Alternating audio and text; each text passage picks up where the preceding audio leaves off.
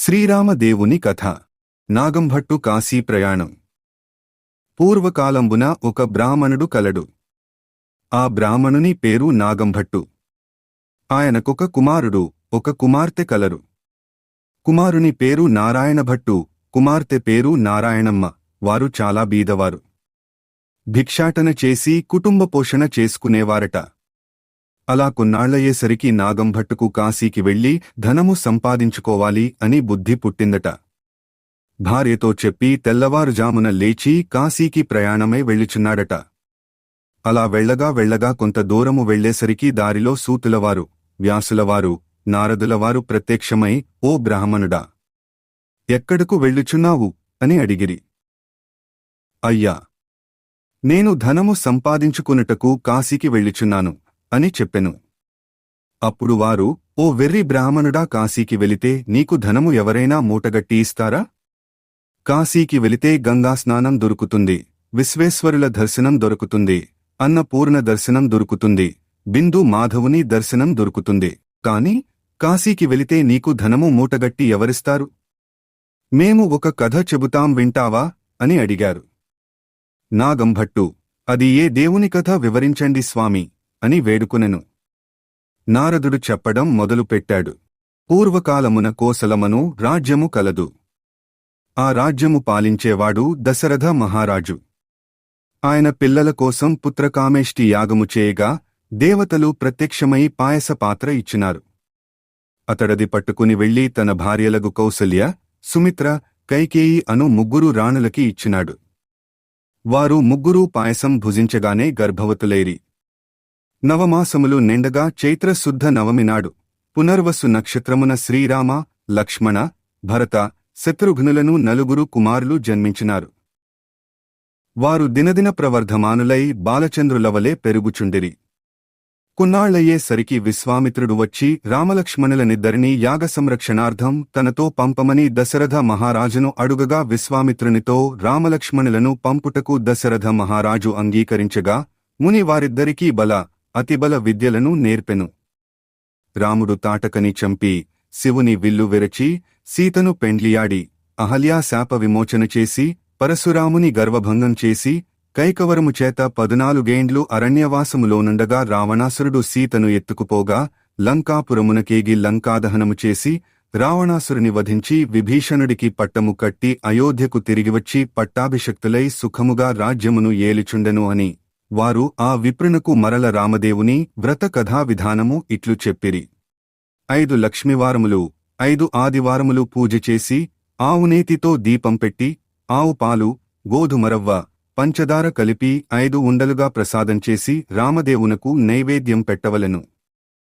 1 ఉండ రామదేవునికి, 1 ఉండ బ్రాహ్మణునికి, 1 ఉండ ముత్తైదువుకు, 1 ఉండ ఇరుగు పొరుగువారికి, 1 ఉండ భార్యాపిల్లలు అంతా కలిసి తినవలెను. ఆ విధంగా 5 లక్ష్మివారములు పూజ చేయవలెను.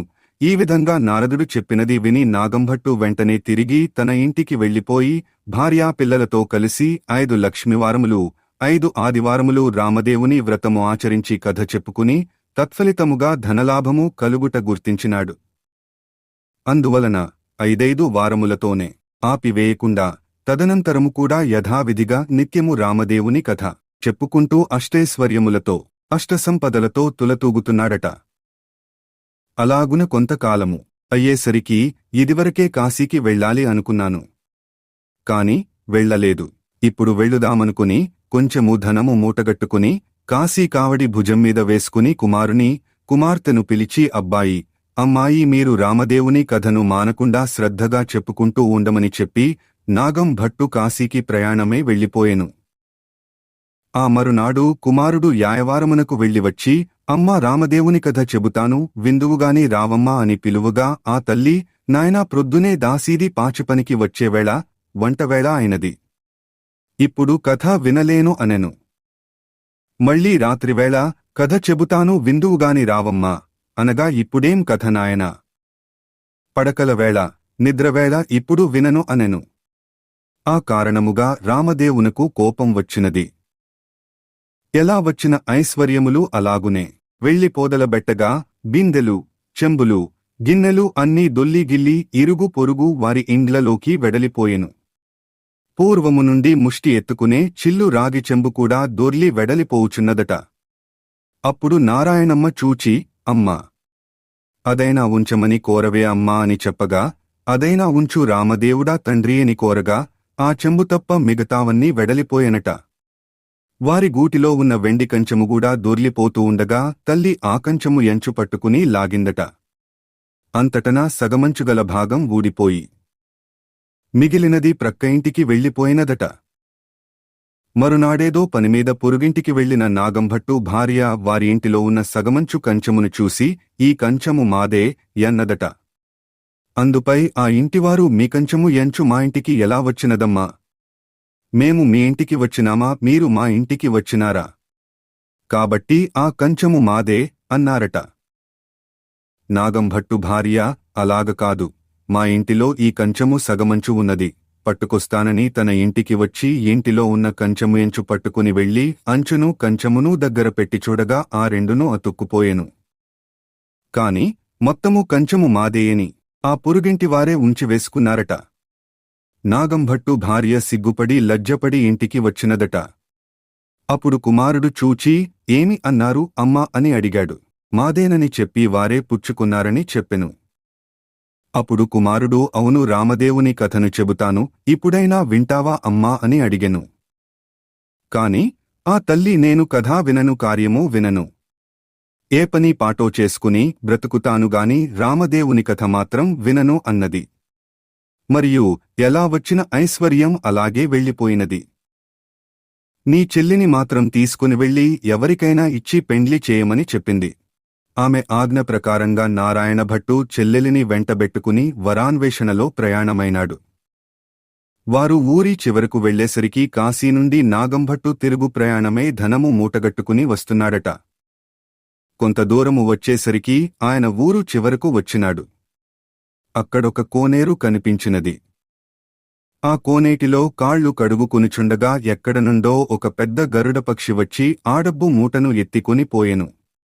అయ్యో అని నాగంభట్టు విచారిస్తూ ఇంటికి వస్తుండగా కొంత దూరం వచ్చేసరికి నారాయణభట్టును చూచి, అబ్బాయి, అమ్మాయి, మీరు సుఖముగా ఉన్నారా అని అడుగగా, నారాయణభట్టు, ఏమున్నది నాన్నగారు, యథాప్రకారమునకు ఏమీ లోటులేదు. మీరు వెళ్ళినది మొదలు కథ చెబుతాను వినమంటే అమ్మ వినలేదు.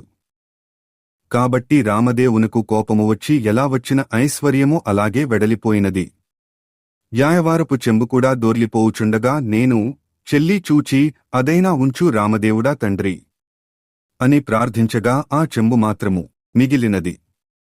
మిగతావన్నీ వెడలిపోయినవి. గూటిలో ఉన్న వెండి కంచము కూడా దొర్లి గిల్లి ఇరుగు పొరుగు వారింటికి పోవుచున్నది. అప్పుడమ్మ చూచి కంచము అంచు పట్టుకుని లాగగా సగము అంచు మనకి, సగము పొరుగువారింటికి వెడలిపోయినది. మరునాడుదయమున లేచి వారింటికి నిప్పుకొరకే వెడలి వారి ఇంటిలో కంచము అంచు చూచి, కంచము అంచు మాది అన్నదట. అంతట వారు, మీ కంచము మా ఇంటికి ఎలా వచ్చినది? నీవు మా ఇంటికి వచ్చినావా? మేము మీ ఇంటికి వచ్చినామా? ఇది మాదేనన్నారట. అలా కాదు, మా ఇంటిలో ఉన్న కంచము అంచు పట్టుకొస్తానని తీసుకువెళ్లి దగ్గర పెట్టి చూడగా రెండునూ అతుక్కుపోయెను. వారు దానిని మాదేనని తీసివేసుకున్నారు.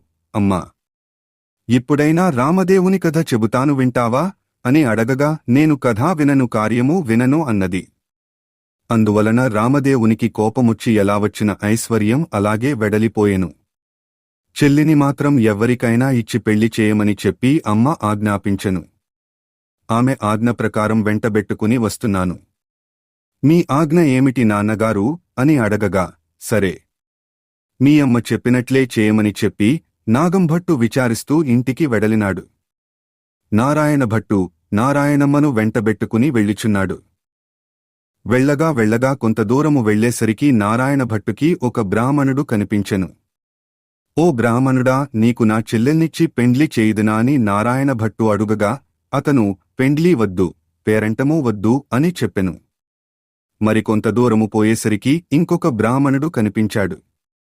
నారాయణభట్టు అతనితో, ఓ బ్రాహ్మణుడా, నా చెల్లెల్నిచ్చి పెండ్లి చేస్తాను చేసుకుంటావా అని అడుగగా నతడు నాకు పెండ్లీ పేరంటమూ వద్దు, ఇదివరకే 2 భార్యలున్నారు యనెను.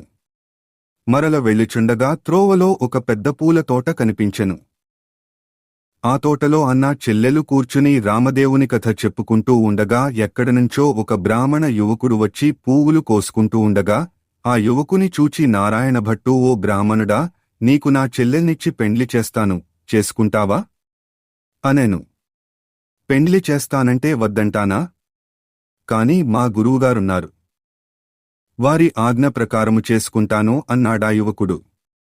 మీ గురువుగారు ఎక్కడ ఉన్నారు అని అడుగగా ఫలానా తోటలో ఉన్నారని చెప్పెను.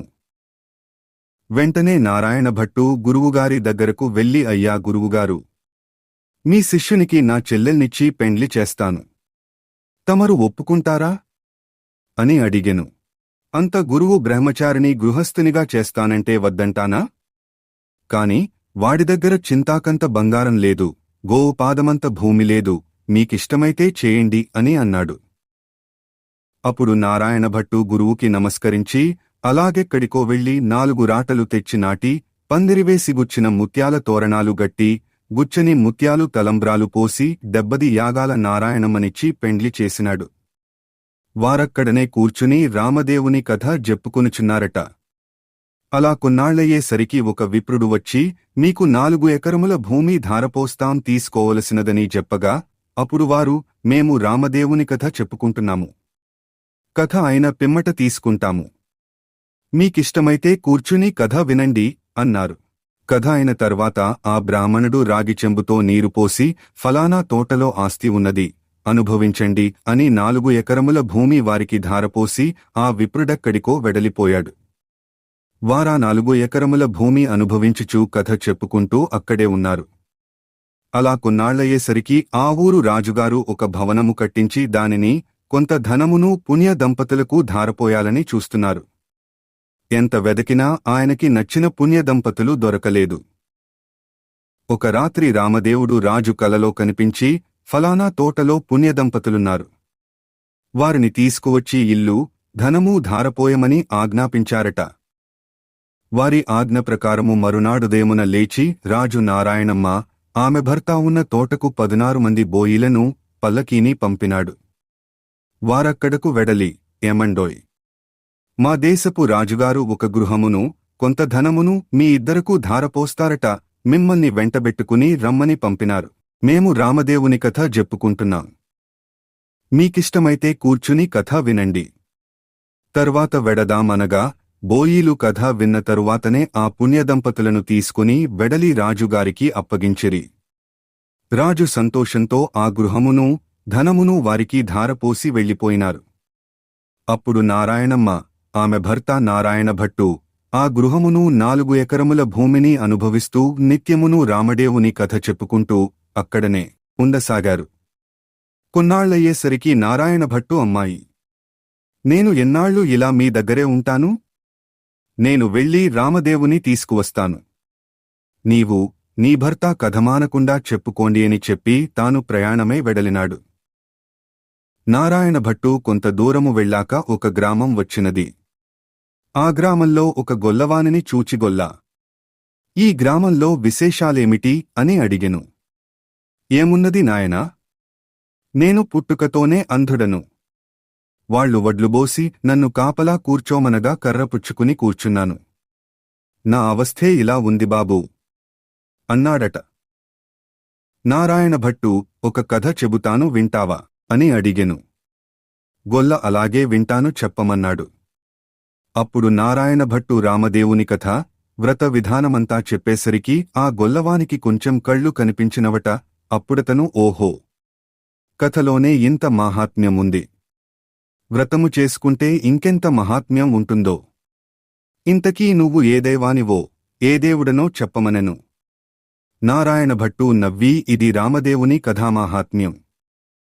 5 లక్ష్మివారములు, 5 ఆదివారములు పూజ చేసి ఆవునేతితో దీపం పెట్టవలెను. ప్రసాదానికి ఆవుపాలు, పంచదార, గోధుమరవ్వ కలిపి 5 ఉండలుగా చేసి రామదేవునకు, మత్తుయిదువుకు, బ్రాహ్మణునకు, ఇరుగు పోరుగు వారికి ఇచ్చి భార్యా పిల్లలతో తినవలెనని చెప్పి వెడలిపోయెను. తిరిగి కొంత దూరము వెళ్లేసరికి ఒక రాజు విచారిస్తూ ఉన్నాడట. ఆ రాజును చూచి నారాయణ భట్టు ఏమి రాజా విచారిస్తున్నావు అని అడిగాడు.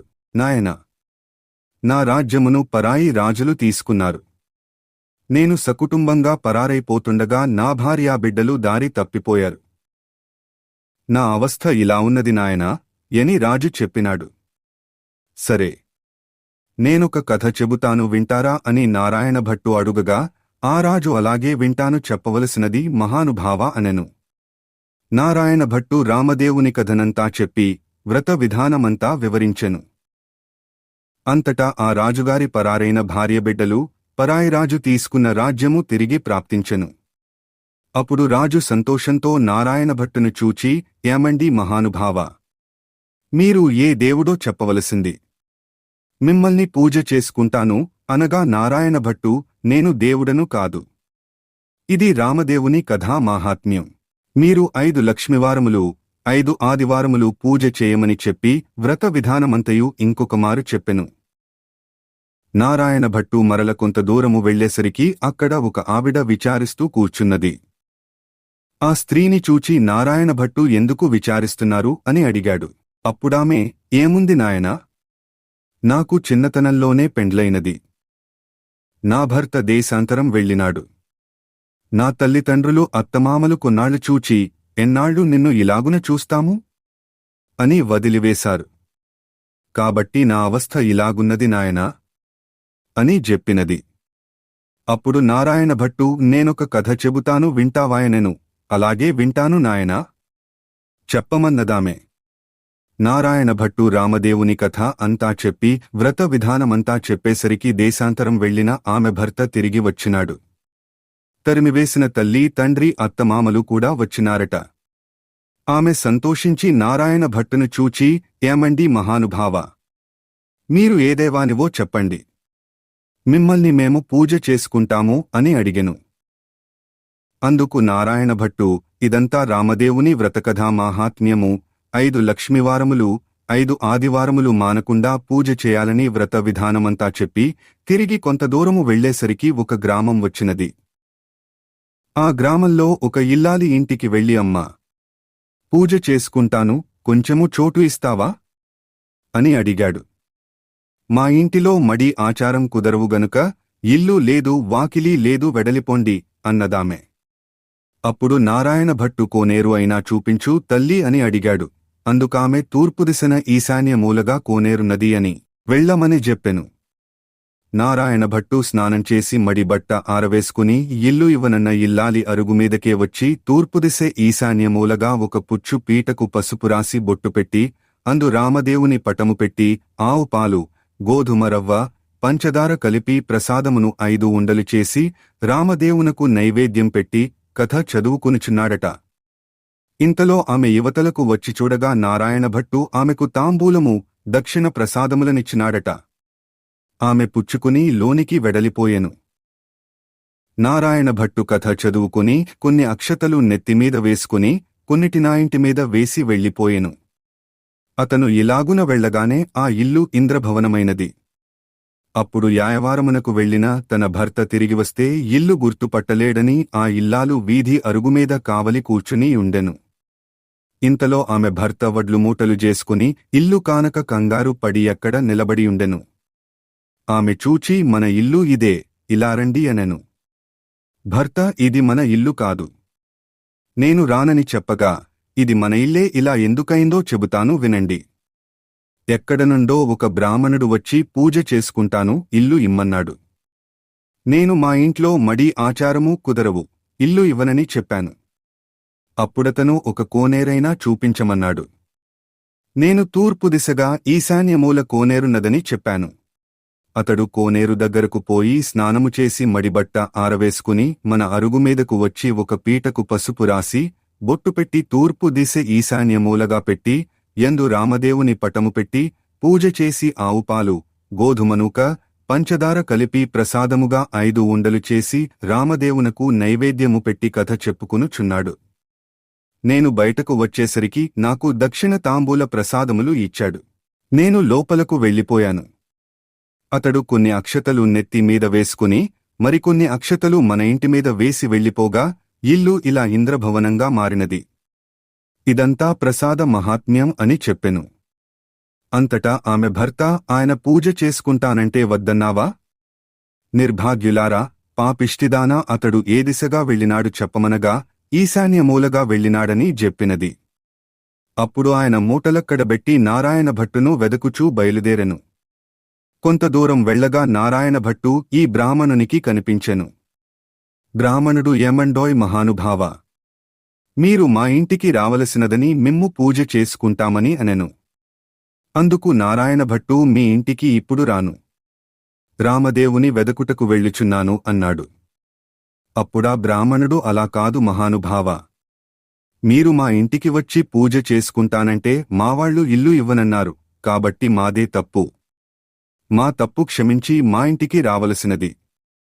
మీరు ఏ దైవానివో చెప్పండి, మేము పూజ చేసుకుంటాము అనగా నారాయణ భట్టు, మీ ఇల్లు కాబట్టి మీరు ఇవ్వనన్నారు, మీ తప్పేమీ లేదు, అడగడం నా తప్పే.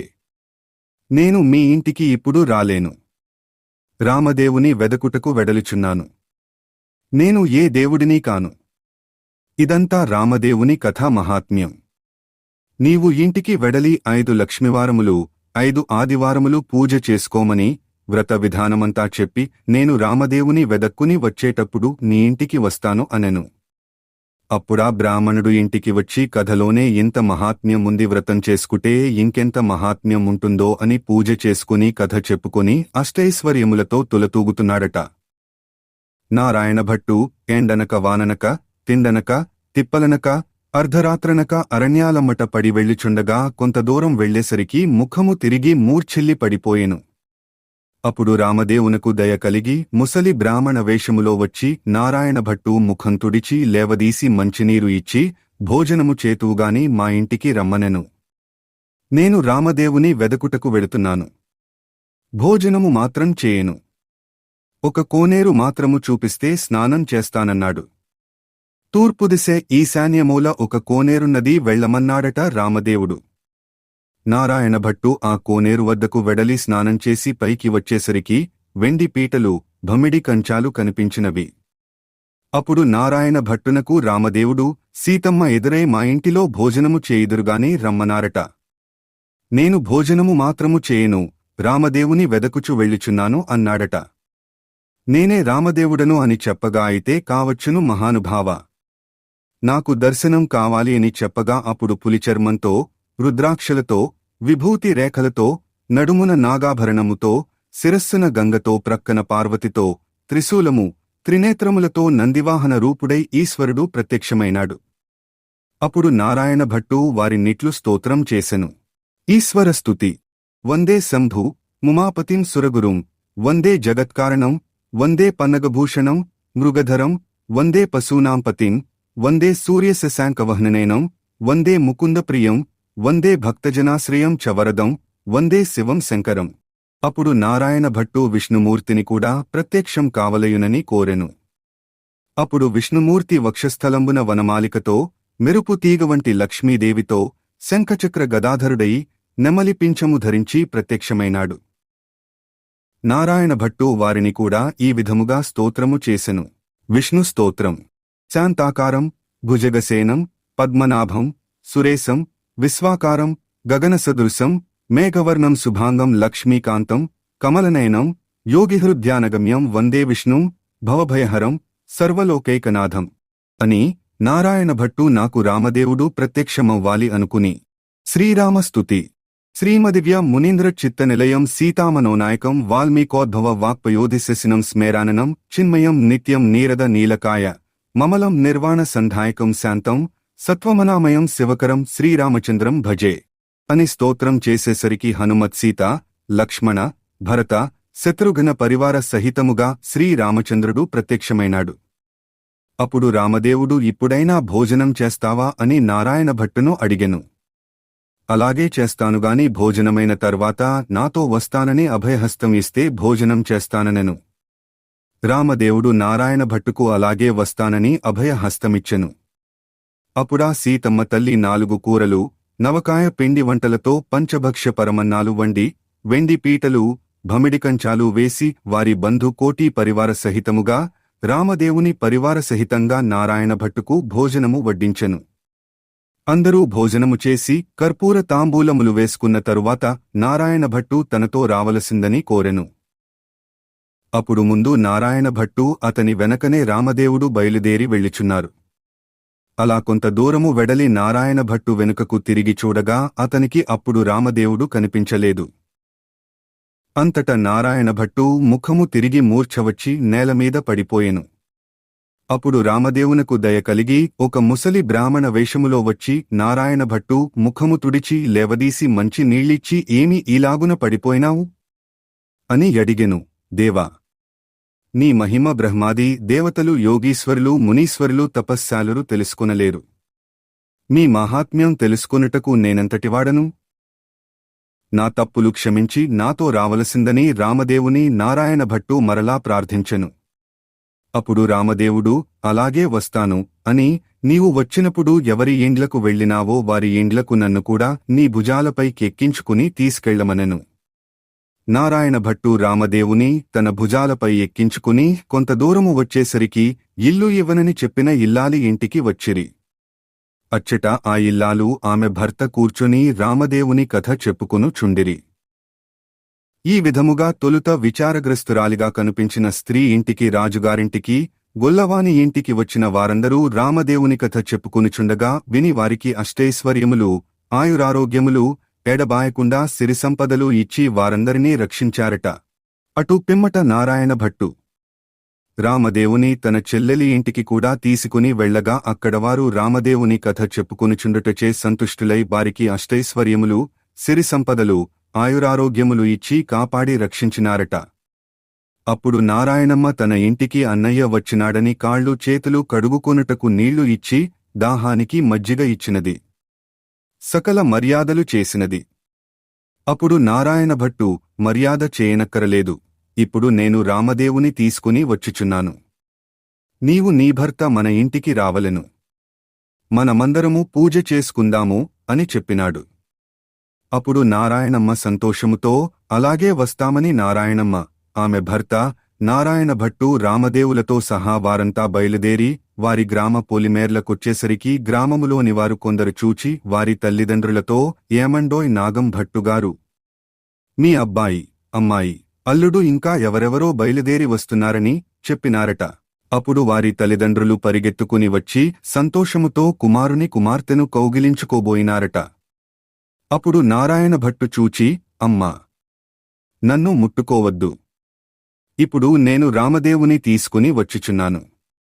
మీరింటికి వెళ్లి 4 మూలలు దులిపి నల్లగా ఆలికి తెల్లగా ముగ్గులు పెట్టి పచ్చగా పసుపు రాసి మామిడాకులు తోరణాలు కట్టి ఒక పీటకు పసుపు రాసి బొట్టు పెట్టి తూర్పు దిశ ఈశాన్య మూలగా ఉంచి దానిపై రామదేవుని పటము బెట్టి గోధుమనూక పంచదార ఆవుపాలు కలిపి ప్రసాదము 5 ఉండలు చేసి పూజకు అన్నీ సిద్ధము చేసినాక కబురు చేయండి. అప్పుడు నేను రామదేవుని తీసుకుని వచ్చెదనని చెప్పినాడు. వారు సంతోషముతో అతడు చెప్పిన ప్రకారము పూజకు అన్నిటినీ సిద్ధము చేసి అతనిని రమ్మని పిలిచిరి. అప్పుడు నారాయణ భట్టు సంతోషముతో రామదేవుని భుజములపైకెక్కించుకుని ఆ గ్రామంలో 4 వీధులు ఊరేగించి ఇంటికి తీసుకుని వచ్చి ఆ రామదేవునితో, తండ్రి, మా ఇంటిలో మీరు కుడిపాదము పెట్టవలెను అని ప్రార్థించెను. అప్పుడు రామదేవుడు వారింటిలో కుడిపాదము పెట్టేసరికి అది పెద్ద ఇంద్రభవనముగా మారిపోయినది. అప్పుడు నారాయణ భట్టు రామదేవునితో, పేదవాడనూ నిన్ను తప్ప అన్యమెరుగనివాడనూ నీ భక్తుడనూ కాబట్టి అపరాధముగానూ అపచారముగానూ భావించక నాకున్న ఈ పుచ్చు పీటయే సింహాసనమనుకుని దయవుంచి దీనిపై తమరు కూర్చుండవలెనని వినయముగా ప్రార్థించెను. రామదేవుడు ఆ పీట మీద కూర్చునేసరికి అది వజ్రాలు, వైడూర్యాలు, కెంపులు మాణిక్యాలతో చేసిన బంగారపు సింహాసనముగా మారినదట. అంతట సీతాలక్ష్మణ భరత శత్రుఘ్నాది పరివార సహితముగా శ్రీరామచంద్రమూర్తి వారింటిలో ఆసీనులై వెలసినారట.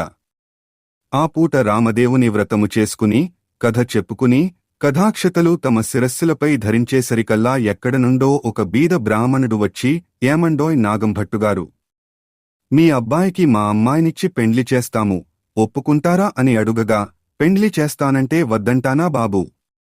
అలాగే చేద్దాము అని చెప్పి నాగంభట్టు పాకలు పందిర్లు వేయించి గుచ్చిన ముత్యాలు తోరణాలు గట్టి గుచ్చని ముత్యాలు తలంబ్రాలు పోసి నారాయణ భట్టుకి 70 యాగాల పెండ్లి చేసినాడట. నారాయణ భట్టు, అతని భార్య నారాయణమ్మ, ఆమె భర్త, వారంతా మరల రామదేవుని వ్రతము పట్టి ఆవుపాలు, గోధుమరవ్వ, పంచదార కలిపి ప్రసాదము చేసి ఆవునేతితో దీపం పెట్టి తూర్పువైపు ఈశాన్య మూలగా ఒక పీటకు పసుపు రాసి బొట్టుపెట్టి 5 లక్ష్మివారములు 5 ఆదివారములు పూజ చేసి నైవేద్యం పెట్టి కదమానకుండా చెప్పుకుంటున్నారట.